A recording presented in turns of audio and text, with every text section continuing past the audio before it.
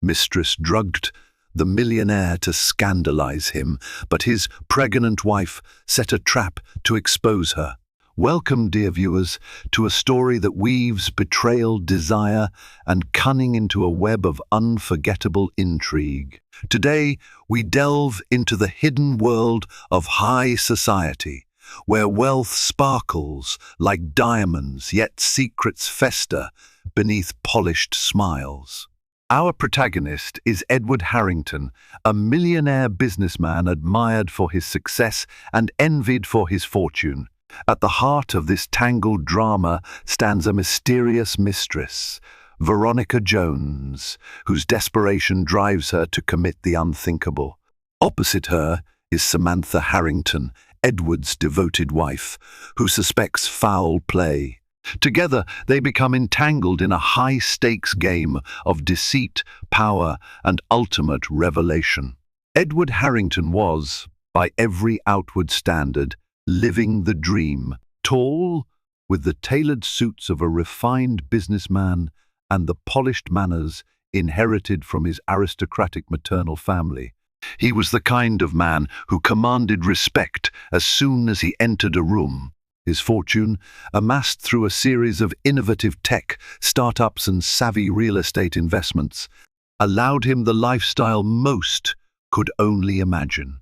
He had a hillside mansion in Malibu, a brownstone in Manhattan, and a private villa in Tuscany. He was, in many ways, emblematic of success. Edward's wife, Samantha Harrington, often called Sam by her closest friends, was equally admired. A former art gallery curator with a keen eye for detail, she carried herself with the quiet confidence of someone who knew her worth.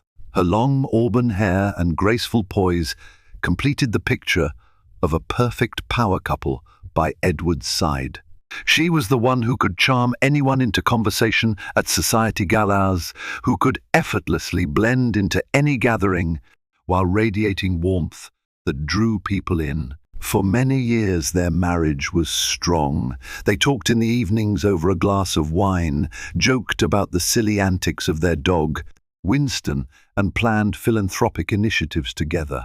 Samantha's passion for art and Edward's for technology fused in a philanthropic mission to sponsor underprivileged children in the arts. They donated a grand sum annually to the esteemed Metropolitan Museum of Art in New York, often in secret, never seeking publicity. However, behind the gilded edges of Edward's life, a hidden crack was beginning to form. Despite Samantha's unwavering support and his outwardly impeccable reputation, Edward had been courting disaster in the form of a beautiful and ambitious mistress named Veronica Jones. Veronica was a striking brunette with high cheekbones, a commanding gaze, and an irresistible charm. She had worked as a public relations consultant for one of Edward's smaller tech ventures, forging a connection with him that quickly crossed professional boundaries. She managed to ignite in Edward a desire for excitement, a spark he feared had gone stale in his carefully ordered life. At first, it was harmless flirting during corporate events, but soon Edward found himself meeting Veronica for coffee, then for lunch, eventually for late-night rendezvous that turned physical. He rationalized these secret excursions. He and Samantha were too busy drifting apart, right? Veronica promised something new and thrilling, while not asking him to rearrange his entire life. So he told himself. But what Edward brushed off as a harmless affair soon became a dangerous labyrinth. Veronica was not satisfied with a mere fling, she wanted more. She was clever enough to keep her intentions well veiled at first, but her ambitions were grand. She visualized a future where she could make Edward her stepping stone, not just to money, but to the status that came with it. And Edward, so enthralled by the adrenaline of secrecy, was too blinded to see the trap being laid at his feet. Thus, in the hush of a mansion perched above the Pacific and in the penthouse suites of five-star hotels, seeds of betrayal were sown. Samantha felt the breeze of doubt stirring in her once quiet mind, but she had no real evidence. She only had that intangible sense that something somehow was not as it should be. A quickening of Edward's heartbeat when he glanced at his phone, a certain distraction in his eyes, a contrived excuse to stay late at the office. Samantha was perceptive, but she bided her time. She did not realize, at first, how close their lives were to toppling off a cliff. Nor did Edward, for that matter. Veronica, on the other hand, saw the entire future in her mind's eye, one that involved dethroning Samantha and stepping into her place. She only needed the perfect scandal to make it possible. Veronica Jones was born in a small Indiana town to hard-working parents who could only provide her with modest opportunities. From a young age, she resolved to elevate herself beyond the confines of her upbringing. She devoured magazines featuring glamorous women, wealthy tycoons, and the exotic corners of the world. Where others might have seen a fantasy, she saw a roadmap to her future. Determined, she moved to Los Angeles in her early 20s, used her quick wit and natural allure to connect with the city's young professionals, and gradually climbed the ladder in public relations. By the time she met Edward Harrington, Veronica was already known for her ability to manipulate public perception. She was the kind of PR consultant who could spin a fiasco into a triumphant comeback. Her skill was in reading people, their desires, their weaknesses. Edward, successful and socially prominent but craving something intangible, was precisely the kind of man she had studied for years. It wasn't enough for her to simply become an accessory in his life. She wanted to replace those who overshadowed her. She was a woman on a mission to secure not just a role by Edward's side, but total dominance over his world. Her plan began with subtle, emotional hooks. She would casually mention her struggles, painting herself as someone who overcame adversity. She flattered Edward's intelligence, empathized with his daily pressures. She was careful to never directly criticize Samantha, but she sprinkled seeds of envy and doubt, implying that maybe Samantha didn't truly understand him as she did. Yet, Veronica realized that merely winning Edward's heart wouldn't be enough to unseat Samantha. The Harrington marriage was, by outward appearances, stable, and Samantha had a respectable social circle.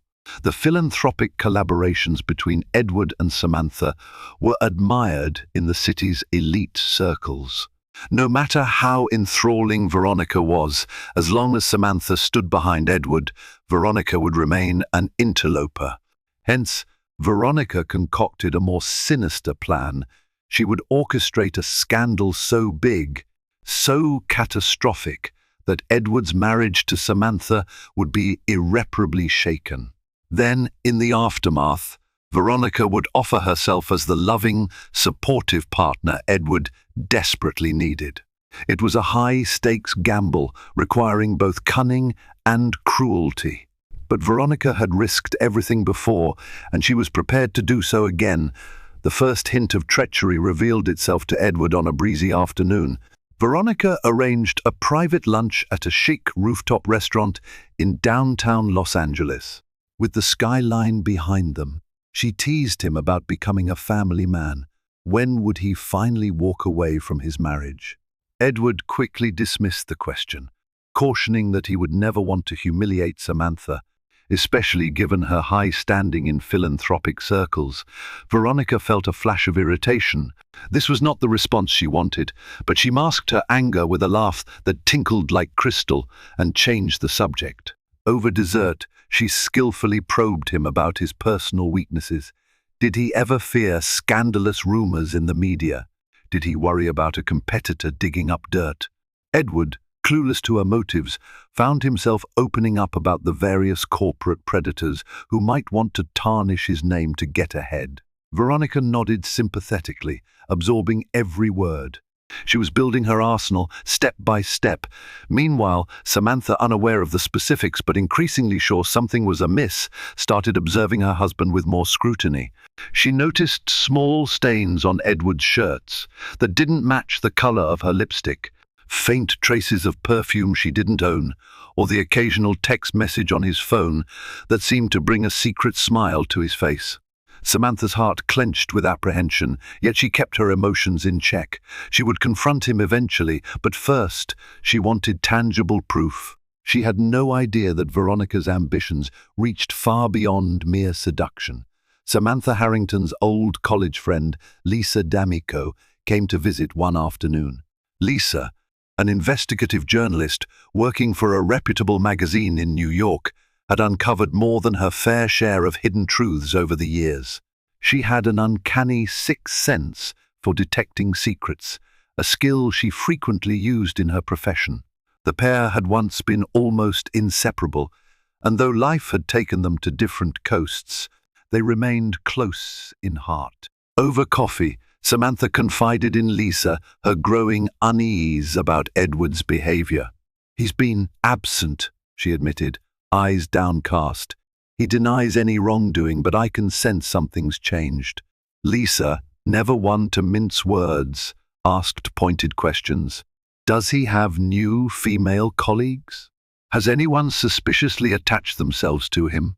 Samantha hesitated, remembering a woman named Veronica Jones that Edward had once mentioned in passing.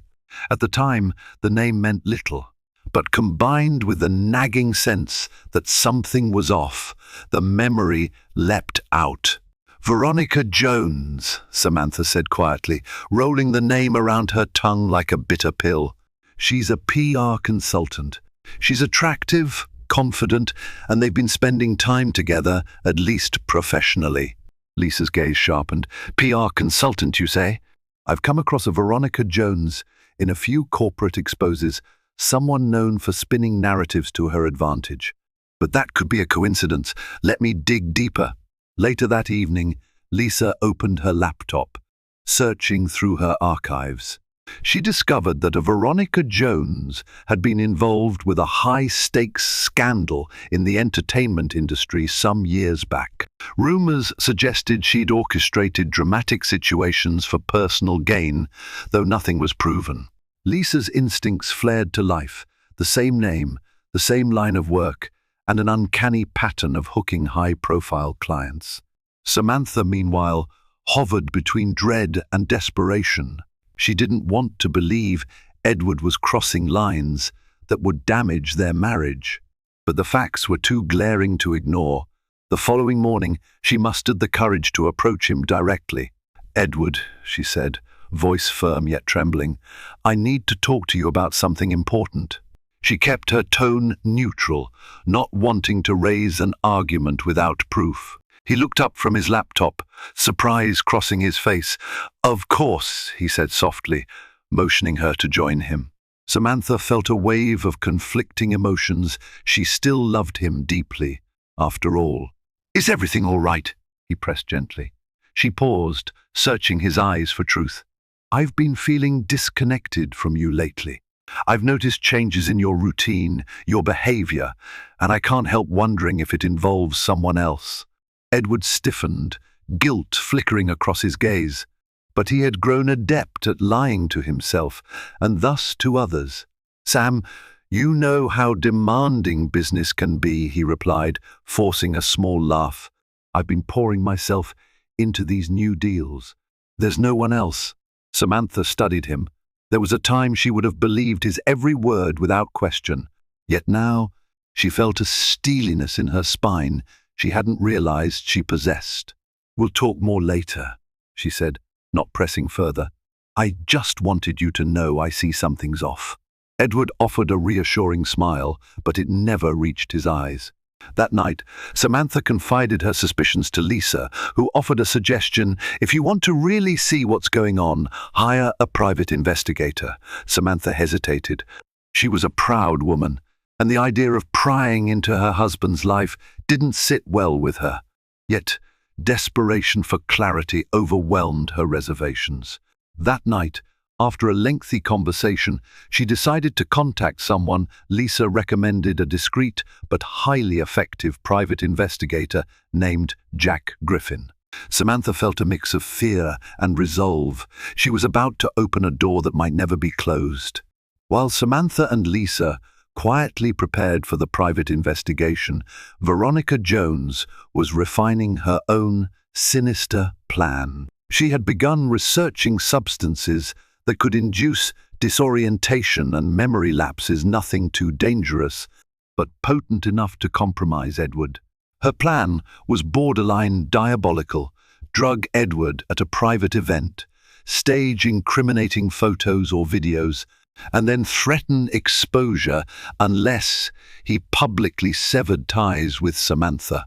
It was a gamble that could easily backfire, but Veronica believed in her capacity to control outcomes. She studied everything from party drugs to prescription sedatives. Finally, she settled on a mild benzodiazepine that dissolved quickly in liquid.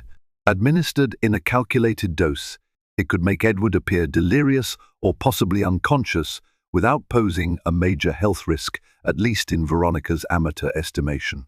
She felt only slight pangs of guilt, quickly brushed aside by her vision of living the life she deserved. To set the stage, she planned a lavish soiree under the guise of a corporate networking event.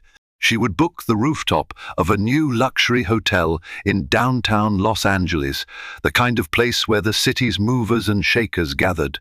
Veronica had the perfect pretext: a product launch celebration for one of Edward's smaller tech ventures, for which she handled PR. It wouldn't be odd for her to host or for Edward to attend. Veronica's intention was to spike Edward's drink at the height of the evening, around the time paparazzi might be loitering near the entrance or in the wings, hoping to capture glimpses of high-profile guests. She had already reached out discreetly to a couple of freelance photographers she knew would do just about anything for the right price. She didn't need the mainstream press yet, just the potential of damaging photos that she could share strategically. Edward, blissfully unaware of the Black Widow spinning her web, found himself spending more late nights with Veronica. She would invite him for dinner or drinks, always in exclusive lounges, ensuring he was enveloped in an atmosphere that felt illicit yet thrilling. He told Samantha they were client meetings and late business strategies, growing more adept at weaving half-truths. Meanwhile, Jack Griffin, the private investigator, began tailing Edward at Samantha's request. He was a meticulous man, ex-military, with a knack for blending into crowds. Over the course of a week, he confirmed Edward's numerous rendezvous with Veronica. He documented their dinner dates, the hotels she booked, and the suspicious hush that surrounded their interactions. He noted how often Veronica checked over her shoulder, a sure sign she was anxious about being followed or discovered. Jack reported his findings to Samantha and Lisa, who conferred in whispered conversations in the late hours of the night. Samantha's heart clenched with each new detail, but she steeled herself. She told Lisa and Jack, "I need more than evidence of an affair. I have a feeling Veronica's up to something bigger." She recalled how Edward had once offhandedly mentioned Veronica's unrelenting ambition, how she always angled for more control in any project. Samantha's instincts whispered that an affair alone wouldn't be Veronica's endgame. With the so-called product launch celebration looming, Samantha decided to use the upcoming event to her advantage. "If she's going to make a move, it will be then," Lisa surmised. Samantha agreed. They began strategizing. Jack Griffin, with his experience in surveillance, was integral to the plan. He proposed setting up covert cameras in areas of the event venue. Samantha suggested enlisting a few trusted friends to help keep watch. Though her heart ached, Samantha pressed on with unwavering resolve. She loved Edward, but she was no fool. Her marriage and her reputation were on the line, and Veronica's machinations posed a grave threat to both. If all went according to plan, by the end of that event, Veronica Jones would find herself trapped in her own cunning game. The evening of the rooftop celebration arrived with all the glitz and glamour Veronica had meticulously orchestrated.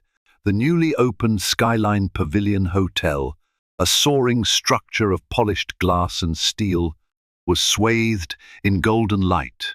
The rooftop terrace offered a panoramic view of downtown Los Angeles, a sparkling urban tapestry that made guests feel like royalty surveying their kingdom. Veronica had spared no expense. A string quartet played a modern repertoire near the entrance, waiters in black tie. Attire served trays of champagne, and an illuminated fountain centerpiece provided a luxurious focal point. Tech executives, media influencers, and minor celebrities roamed in designer gowns and sharp tuxedos.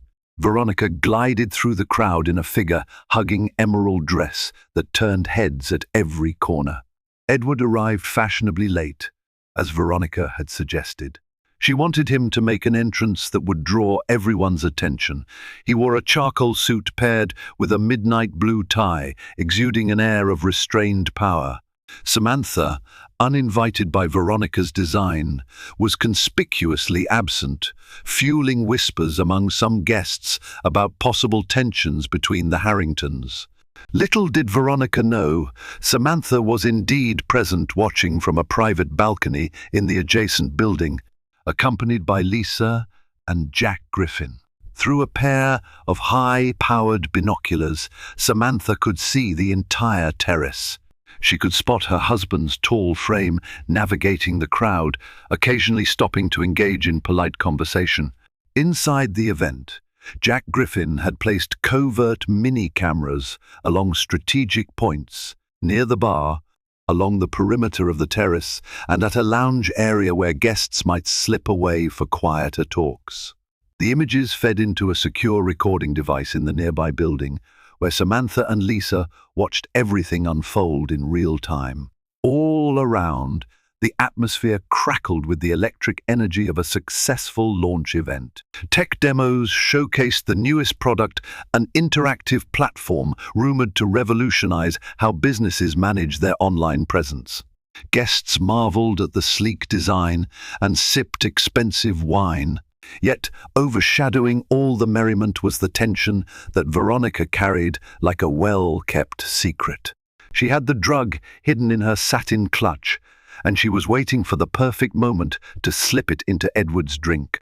Just as the band transitioned to a lively waltz, Veronica approached Edward with 2 glasses of champagne, a dazzling smile on her lips. She handed him one, then raised her own in a toast. "To the future," she cooed, the double meaning unspoken but understood by them both. Edward, flattered, clinked glasses and took a sip. From the adjacent rooftop, Samantha's heart thundered in her chest. "Jack, can you see that?" she asked, voice taut. One of the camera feeds captured Veronica slipping a small packet into her own champagne glass. She made a show of swirling it gently, then reached out as though to pat Edward's shoulder in a playful gesture, during which, in one fluid motion, she switched her glass with Edward's.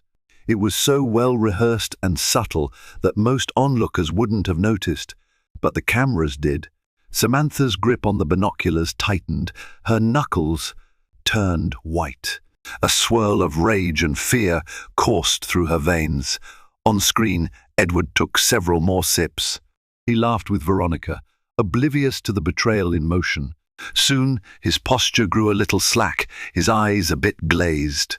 Veronica watched him intently, lips curving into a triumphant smile. Lisa exhaled shakily. "It's happening, Sam. She's doing it." Jack Griffin, who had been milling around the event in the guise of a guest, discreetly positioned himself closer to Edward. He was ready to intervene if the situation became dangerous. Samantha shut her eyes for a brief moment, summoning the strength to witness what was about to transpire. The plan was to let Veronica incriminate herself on camera, to catch her in the act of staging whatever scandal she intended to produce. Only then could Samantha reveal the evidence and exonerate Edward. It was a perilous strategy, but there was no other way to prove Veronica's malicious intent. Within minutes, the drug began to take effect. Edward swayed slightly, and his words slurred when he attempted to greet a fellow tech entrepreneur. Veronica, feigning concern, slid an arm around his waist, guiding him toward a more secluded corner of the terrace. Cameras, intentionally stationed by Veronica's hired paparazzi, began to flash.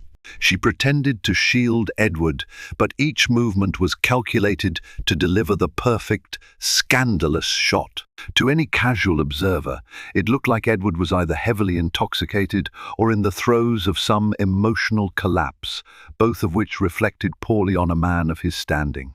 On the adjacent rooftop, Samantha and Lisa watched in horror as Veronica led Edward behind a row of potted palms at the terrace's edge. Nearby, a few guests caught glimpses of the unfolding scene, some whispering, others snapping clandestine photos with their phones. Veronica's orchestrated spectacle was in full swing. Jack Griffin followed them, keeping his distance. He positioned himself near the palm trees, pretending to admire the city lights. He could hear Veronica cooing words of faux sympathy. "Oh, Edward, let me help you. Don't worry, I'll take care of you." She stroked his cheek, guiding him toward a chaise lounge that had been placed there for ambience. Suddenly, one of Veronica's pre-arranged paparazzi popped up, camera clicking away. Veronica didn't even feign surprise. She gave the photographer a look that said, "Got what you need." The flashbulb lit Edward's bewildered expression, capturing the moment he appeared heavily compromised while Veronica hovered protectively over him. "Perfect," Veronica whispered, loud enough for Edward, but not for the camera. Her face wore an expression of vindication, as if she'd just checkmated a game of chess. That was Jack's cue. He stepped forward abruptly, wearing a concerned face that doubled as a facade. "Sir, are you all right?" he asked Edward, while glaring at the paparazzo. "Who are you? This area is private." Veronica masked her annoyance expertly. "He's just having a bit too much to drink," she said, affecting worry. "He needs some fresh air." The paparazzo, capturing a final flurry of photos, slinked off, satisfied with his bounty. Edward mumbled incoherently. The world was spinning for him. He recognized Jack Griffin vaguely. Didn't he see him around Samantha once? But his mind was too fogged to piece things together. All he wanted was to lie down. Meanwhile, Samantha and Lisa shared a sharp glance. "We have enough," Lisa murmured, checking the camera feeds that had recorded the entire drugging sequence. Samantha set her jaw, adrenaline surging. It was time to spring the trap that would confirm Veronica's guilt before a larger audience. She'd already arranged a contingency plan with the event staff. A loyal friend of Samantha, an event manager named Christine Park, stood by, ready to escort security or call attention to the fiasco if necessary. Down on the terrace, Veronica motioned for one of the event staff to help her move Edward inside, presumably to a private suite she'd booked in advance. The staffer, following her instructions, nodded. Jack Griffin stayed close, determined to record every movement. On the other side, Christine Park quietly signaled the hotel's security team, instructing them to converge on Veronica's suite once they saw a specific signal, a text message reading green light. Samantha felt her chest constrict as she witnessed her husband practically being carried away. She reminded herself that Jack was right there and that they had medical staff on standby if anything went wrong. Despite the swirl of anger, betrayal and heartbreak, she held on to one unwavering resolve. After this night, Veronica Jones would never again threaten her marriage or her peace. The path from the rooftop terrace led to a corridor of private suites reserved for VIP guests. Veronica maneuvered Edward with a combination of manipulative tenderness and brisk efficiency. Jack Griffin kept a measured distance, ensuring he wouldn't lose them. Two unsuspecting hotel staffers helped guide Edward, now barely conscious, into Suite 1902, a lavish room with floor-to-ceiling windows overlooking the neon sprawl of Los Angeles. Once inside, Veronica dismissed the hotel staff, feigning gratitude. "Thank you, I can take it from here," she said, in a hushed, urgent tone.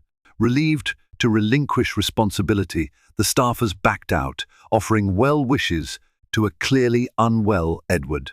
They closed the door, leaving Veronica, Edward, and Jack still pretending to be a concerned colleague alone.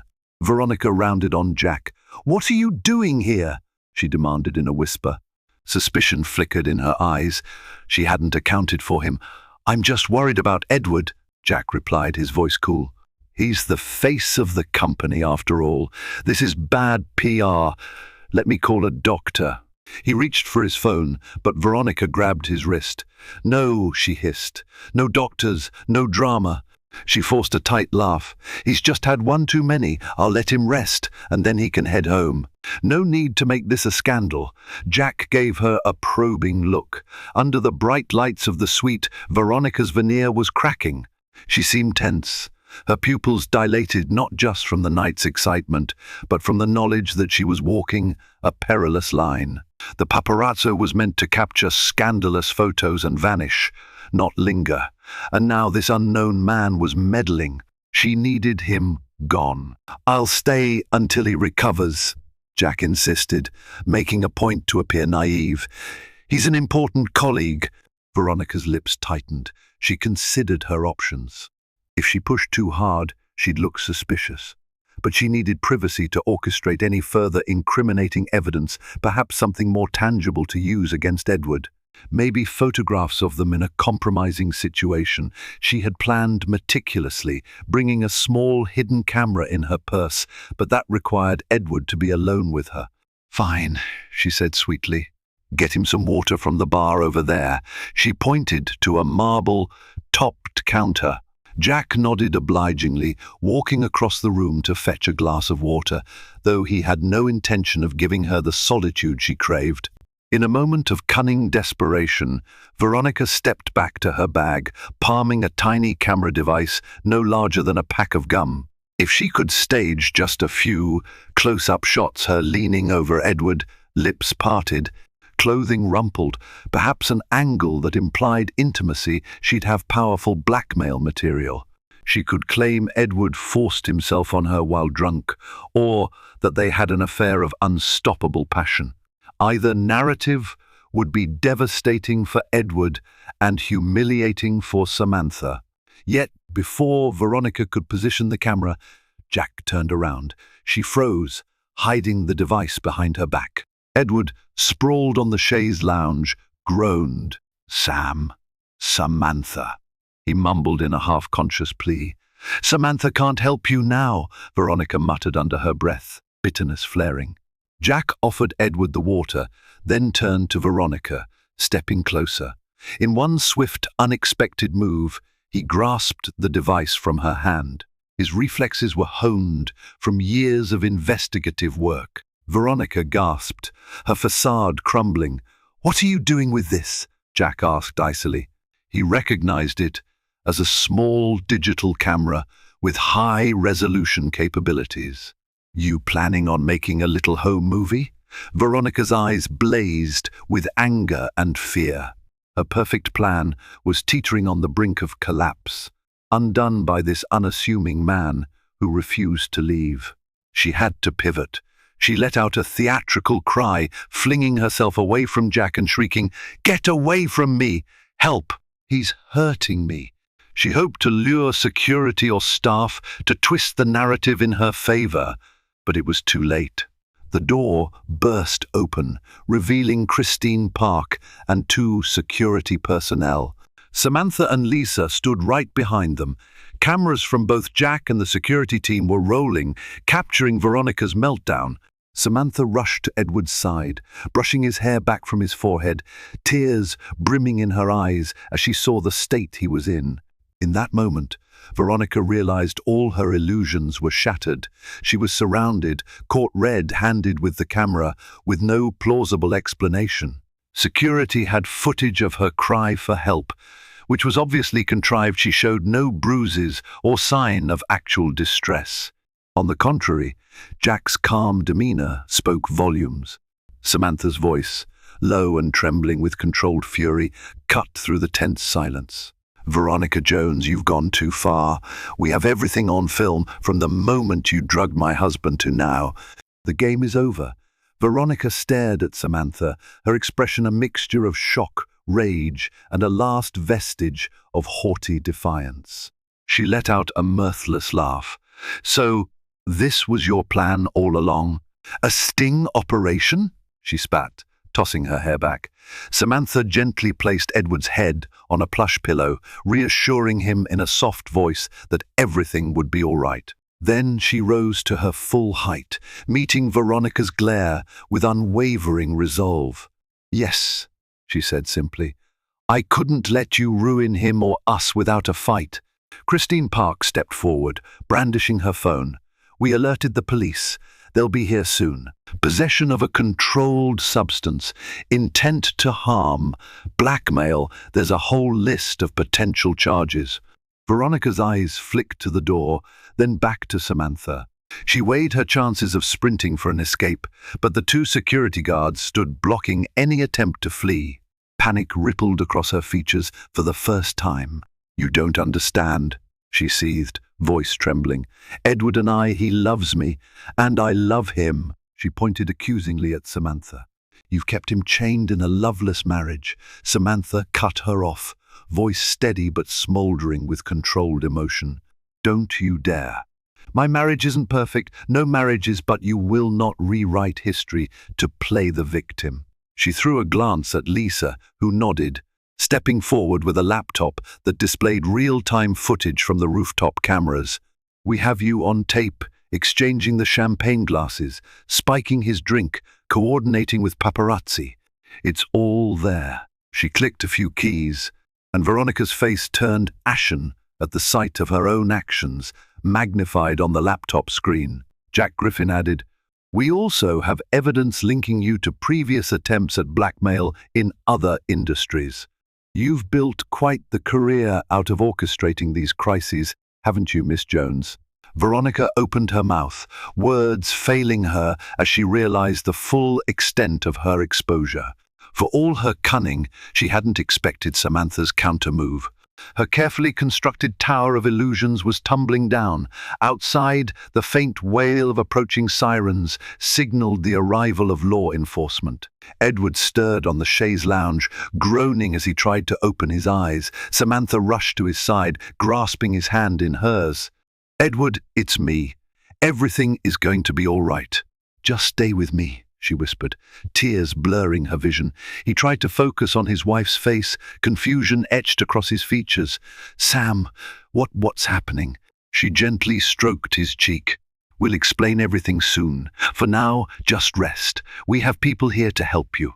Veronica, cornered and out of time, attempted one last act of manipulation. She marched over to Edward, ignoring everyone else. "Edward, tell them," she insisted, voice cracking. "Tell them you wanted me, that you're leaving her for me." She sounded more desperate than ever, tears and fury melding into an ugly cocktail of emotion.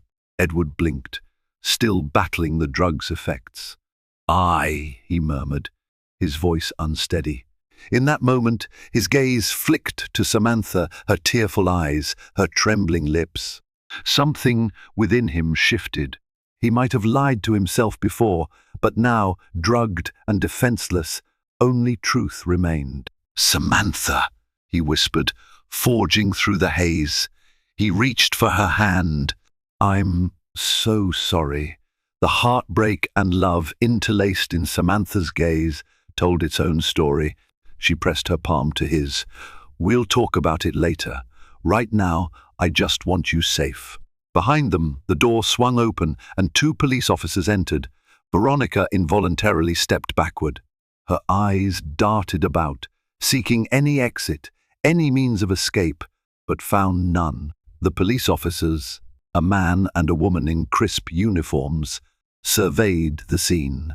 One noticed Edward's groggy state while the other honed in on Veronica, whose trembling hand still clutched the small camera device.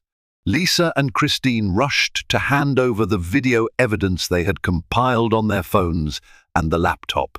Jack Griffin calmly explained the sequence of events, from the rooftop party to the moment they all entered the suite. Veronica, visibly shaken, tried one last desperate ploy. "This is a misunderstanding," she exclaimed, struggling to maintain composure.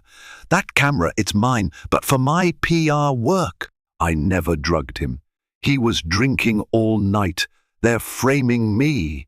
But the officers remained impassive. One of them, Officer Johnson, viewed the footage from the hidden cameras, which clearly showed Veronica spiking Edward's drink. The second officer, Officer Morales, looked to Edward, who was being examined by on-site paramedics. Samantha hovered protectively, tears glistening in her eyes. "We have enough evidence to arrest you for attempted assault and other charges," Officer Johnson told Veronica firmly. "You have the right to remain silent. Anything you say can and will be used against you in a court of law." Veronica's face twisted in denial.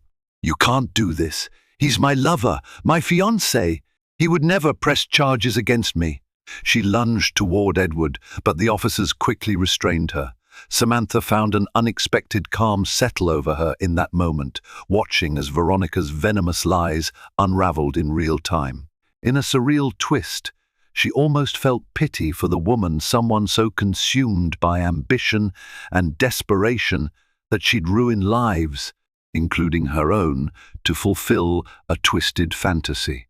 Lisa stepped forward, placing a reassuring hand on Samantha's shoulder. "You did what you had to do," she murmured. "Edward is safe now, and that's what matters."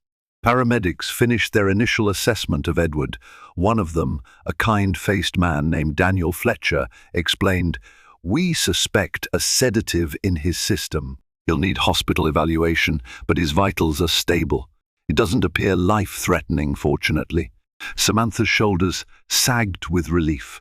"Thank you," she whispered, her voice breaking slightly. As Edward was placed on a gurney for transport, his hand found Samantha's and held on tightly. His eyes, though still clouded by the drug's influence, were filled with guilt and remorse.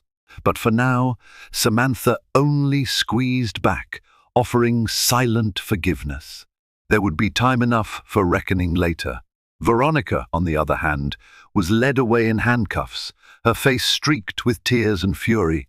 She locked eyes with Samantha in a final glare of hatred, but Samantha refused to look away. She needed to see the ending to this nightmare, to be certain it was real. Jack Griffin exhaled a long breath once the police had escorted Veronica out. "I'll gather all the footage and documents, pass them to the authorities," he told Samantha.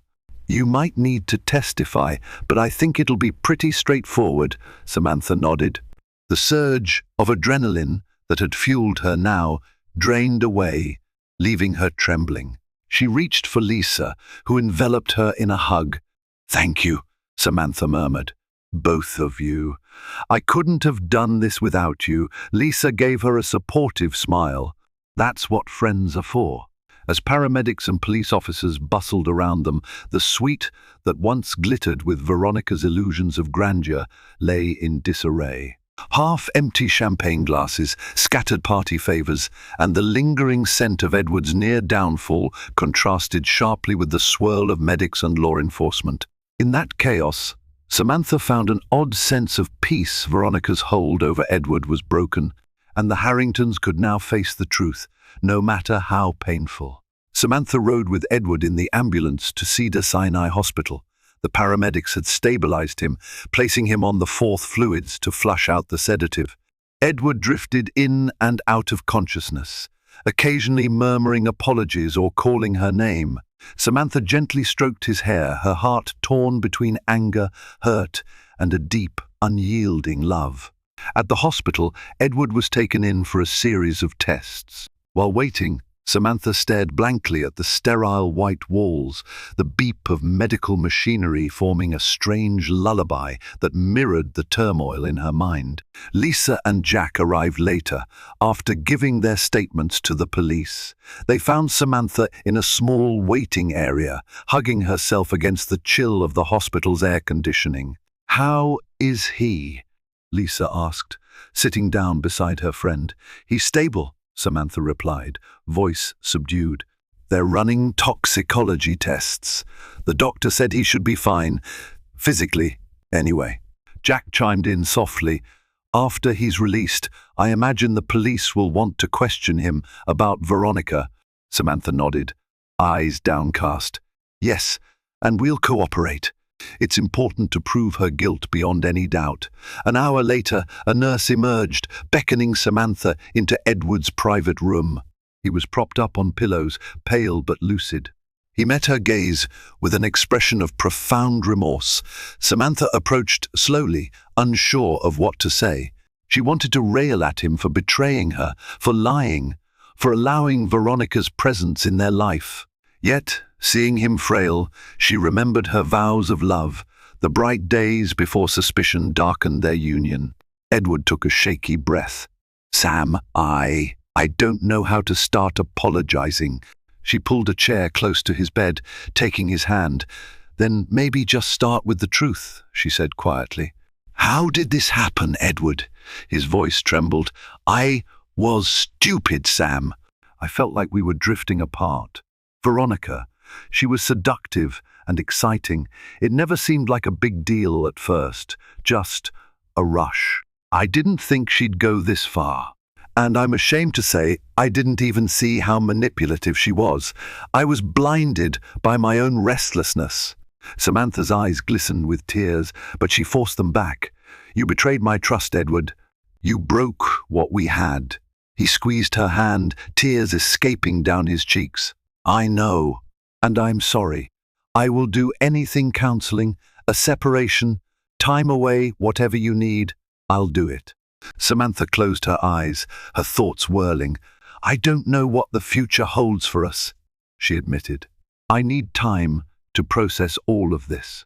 But I can't ignore the fact that I almost lost you, or that you almost lost everything because of your poor choices and her evil scheme. Edward nodded weakly, too tired to argue. I understand. They sat in silence, letting the gravity of the event settle over them. Finally, Samantha rose to leave, promising to return once he'd rested. Just focus on getting better, she said softly. We'll decide what comes next together, or maybe apart, but we'll figure it out. Outside, Lisa offered Samantha a concerned hug. Samantha leaned into the embrace, her tears finally slipping free. She still loved Edward, but trust was fragile, and it had been shattered. For now, all she could do was take it day by day, step by step. The next few days brought a whirlwind of legalities and media storms. Veronica Jones's arrest became a hot topic in the local news cycle, splashed across tabloids and social media. Paparazzi had photos of Edward appearing incoherent at the party, fueling gossip about what really happened on the Skyline Pavilion Hotel rooftop. Fortunately, the truth emerged quickly. Lisa D'Amico, with her network of journalist connections, released a meticulously documented expose detailing Veronica's plot, the hidden camera, the spiked drink, the orchestrated photographs. Law enforcement corroborated the story, confirming that Veronica had been charged with assault, attempted blackmail, and other related crimes. Thanks to Jack Griffin's evidence, the district attorney had a strong case. Edward, once discharged from the hospital, gave a public statement expressing regret for his personal failings, but clarifying that he had been the victim of a malicious scheme. He publicly thanked his wife, Samantha, for saving him from irreparable harm. Samantha stood behind him during the press conference, poised yet reserved, her emotions masked by a calm dignity. Despite the outpouring of media attention, Samantha had no desire to bask in the drama. She accepted interviews with major news outlets, only to ensure the narrative was accurate, never to seek personal vindication. She stated simply that she hoped justice would be served and that the Harrington family needed privacy to heal. Behind the scenes, Edward and Samantha began marriage counseling. Though their relationship was bruised, they both realized they weren't ready to throw away years of commitment. Each session brought tears, confessions, and the painful unearthing of buried insecurities. Samantha discovered how Edward had felt neglected whenever she immersed herself in her art advocacy, while Edward learned how deeply she valued honesty and loyalty. Meanwhile, Veronica languished in custody. Her lawyer attempted to spin a tale of mutual involvement, but the extensive evidence, including the footage of her drugging Edward, made any defense difficult. She faced a strong likelihood of prison time. Former clients distanced themselves from her, citing the scandal's toxicity. She had become a pariah in the PR world. Lisa resumed her life in New York, content with having helped unearth another scandal. She and Samantha stayed in close contact, texting often to check in on each other's well-being. Jack Griffin, his job done, quietly moved on to other cases, though he promised Samantha he'd be ready to testify if needed. Samantha found herself oscillating between relief that Veronica was no longer a threat and heartbreak over the shattered illusions of her marriage. Her once idyllic view of Edward as a devoted husband was replaced by a more complicated reality. He was flawed, capable of betrayal, yet deeply remorseful and yearning to atone. In a particularly candid counseling session, Samantha confronted Edward. The first need to know, if Veronica hadn't drugged you, would you have eventually left me for her? Tell me the truth. Edward's eyes flooded with tears. No, Sam, I was never going to leave you. I was a coward who wanted excitement on the side, but I was never ready to lose our life together. And that was unfair to both you and Veronica. The first see that now. Though it hurt, Samantha believed him. Sometimes love isn't about illusions of perfection. It's about seeing the flaws and deciding if you can still fight for each other. Weeks passed, and a sense of normalcy began to return. The media frenzy subsided, shifting to new scandals and fresh controversies. The Harrington name remained in the spotlight for a while. Some business partners hesitated, worried about reputational damage. But Edward worked tirelessly to rebuild trust, both at home and in his professional circles. Samantha, meanwhile, threw herself into philanthropic projects, channeling her emotional turmoil into actionable kindness. She organized a new art exhibition in partnership with a local youth center, aiming to raise funds and awareness for underprivileged talent. Standing amid bright canvases and sculptures, she felt a renewed sense of purpose. This was who she was, an advocate for creativity and passion, someone who found solace in the transformative power of art. At home, Edward took small, deliberate steps to mend the bonds he'd broken. He'd surprise Samantha with her favorite tea in the morning, leave thoughtful notes around the house, or join her for evening walks on the beach near their Malibu residence. He confided in her about the pressures he'd felt to constantly expand his empire. In turn, she admitted she'd sometimes become too absorbed in her personal interests, leaving him feeling unappreciated. Though these revelations stung, each honest conversation brought them closer to forging a new dynamic, one built on transparency. Eventually, the day of Veronica's trial arrived. Samantha and Edward found themselves in a hushed courtroom, side by side, testifying against the woman who had nearly destroyed them. Veronica, thinner and more subdued, sat at the defendant's table, her once captivating poise replaced by defeat. The evidence was overwhelming. The video footage, the testimonies from multiple witnesses, and the forensic toxicology reports.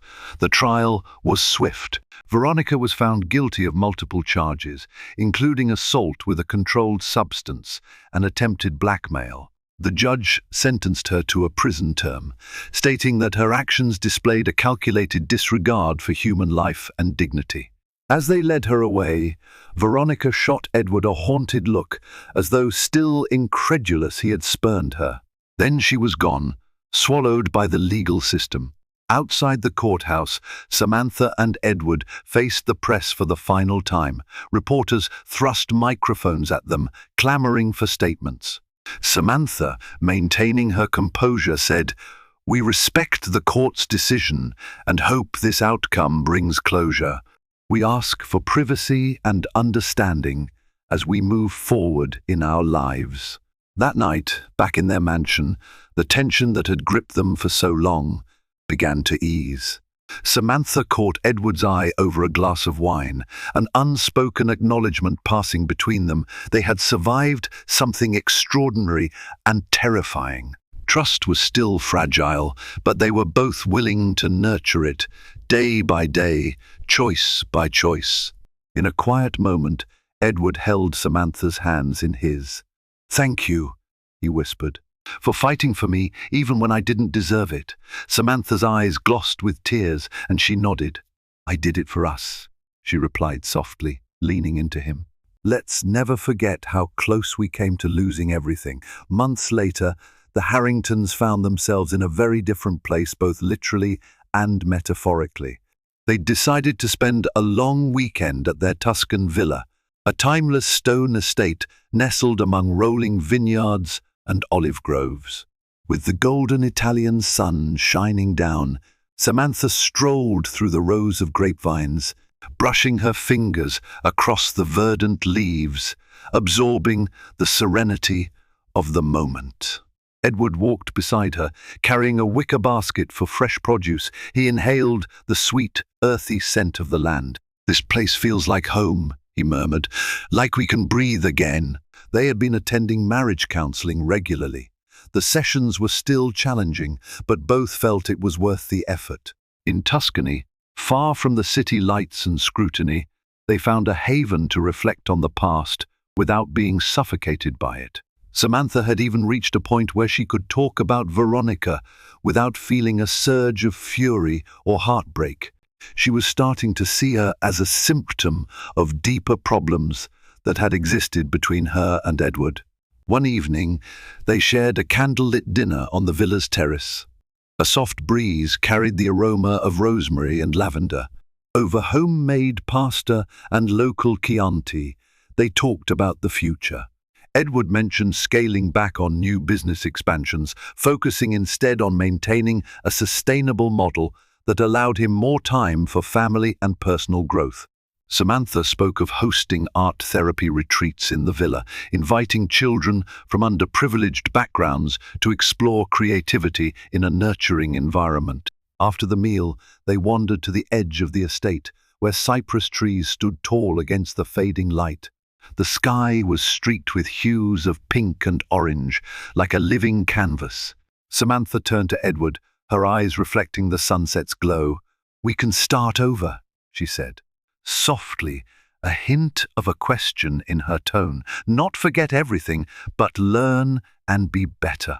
He nodded, gently touching her cheek. "Yes, I think we already have started." They shared a slow, tender kiss, one that felt like a promise renewed. Samantha rested her head on his shoulder, gazing at the horizon. In that quiet moment, she felt hopeful. The emotional scars wouldn't vanish overnight, but the wounds were healing. They had chosen each other, and that choice carried a potent magic all its own. In the days that followed, they realized that their relationship, though once battered by secrets and betrayal, had become more honest and deliberate than it had ever been. They communicated openly, expressing gratitude and vulnerability in ways they hadn't dared to before. The million little cracks in their marriage had been mended, not patched over with illusions, but repaired with the raw mortar of truth and accountability. Their story wasn't perfect, it remained a work in progress. However, the darkest chapter was over, and a new one was beginning. In that chapter, they would hold hands as they faced life's uncertainties together, forging a love that was no longer naive, but deeper and stronger for having survived a storm. And so concludes our tale of betrayal, cunning, and ultimate redemption. The Harringtons emerged from a brutal storm that nearly shattered their marriage, only to forge a bond tempered by honesty and renewed devotion. Veronica Jones, driven by greed and malice, found her schemes undone by Samantha's unwavering resolve and her own lust for power. In the end, what saved Edward wasn't just Samantha's clever plan, but love, and loyalty strong enough to fight the shadows lurking in high society's hidden corners. Their journey reminds us that trust, once broken, can be rebuilt provided both hearts are willing to do the work. Thank you for joining us in this real-life drama fiction. If you enjoyed the twists and tension of this story, please like, share, and subscribe. Stay tuned for more riveting tales where secrets unravel, love perseveres, and justice triumphs. Until next time, dear viewers, keep your eyes open and your hearts strong.